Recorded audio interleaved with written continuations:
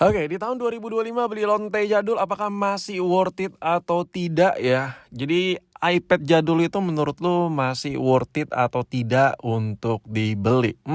Gue bakal jawab di video ini. Menurut gue buat lu di luaran sana yang punya budget 1 juta atau 2 jutaan kecil gitu buat beli sebuah iPad, gue ambil contoh deh harganya. Contoh kalau lu budget 1 juta kecil kayak lu beli iPad 4 ya, harga 1 juta, 1,2.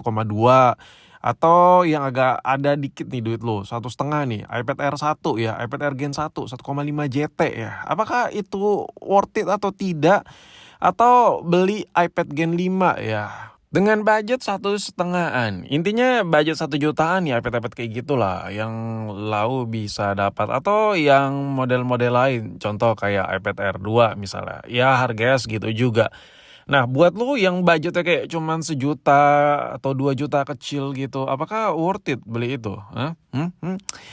Mendingan lu beli pensil aja, harga 1,4 juta bisa gambar ya. Alright, jadi menurut gua ya mending beli iPad pensil Gen 2, mending beli pensil aja 1,4 juta. Oke, nggak ya, serius. Gue bakal kasih statement ke lu, apakah budget 1 jutaan worth it atau tidak buat beli iPad? Sebenarnya balik lagi sesuai penggunanya, lu butuh atau tidak operasi sistemnya. Tapi kalau lu naik ke gue bakal menghindari iPad yang harga 1 jutaan. Yang pertama adalah dimensinya, screen to body ratio-nya tuh jelek, ampas, buruk ya. Kenapa? Karena iPad itu yang versi-versi 1 juta 2 juta masih pakai home button.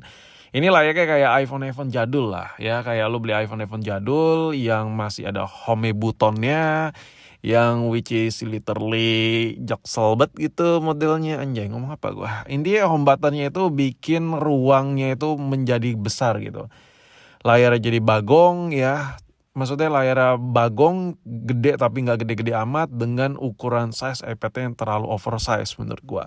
Alhasil gara-gara ada home buttonnya, apalagi Apple pengennya simetris, dagu bawah tebal, otomatis bagian jidatnya juga tebal. Nah kayak contoh iPhone kecil ini, iPhone 5s ini kecil, cuman kalau sekiranya home buttonnya nggak ada dengan ukuran 4 inci ini, layarnya jauh bisa lebih kecil lagi. Kemungkinan ukurannya bisa sekitar hampir 10% lebih kecil lagi ukurannya ya kan, kalau home buttonnya disingkirkan. Nah itu yang pertama ya, poin pertama kenapa harus gua menghindarin iPad seharga 1 atau 2 jutaan. Yang kedua adalah kamera. Gua rasa fitur kamera, karena kamera iPad juga ampas, menurut gua mendingan lu ngincar kamera yang sama-sama biasa aja tapi fiturnya lebih banyak mending Android. Nah, poin yang ketiga ya, kalau lu beli Android, tablet Android, itu lo dikasih yang full set ya, seharga iPad jadul kayak gini. Yang dimana udah dapat kabel, udah dapat adaptor. Kalau lo beli iPad jadul, lo dapat batangan, lo repot masalah chargeran lagi. Poin yang keempat, kenapa gue hindarin iPad jadul? Ya, karena layar tablet Android yang harga 1 juta 2 juta sekarang tuh udah cakep-cakep Pol. Udah nampol Pol ya. Jadi menurut gue it's more than enough buat multimedia, multitasking ringan-ringan, iya buat buka-buka email gitu-gitu, itu udah lebih comfort di tablet Android, itu yang gue rasain.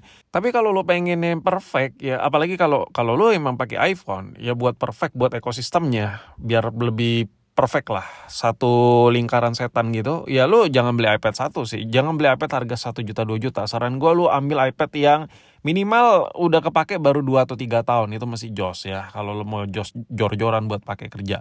Nah buat tablet-tablet Android juga lo bisa lihat udah Dolby Vision, layarnya udah gede, baterai nggak usah ditanya udah pasti gede, update software yang terbaru karena iPad terbaru juga ya, karena tablet terbaru juga maksud gue ya, oh enough lah ya.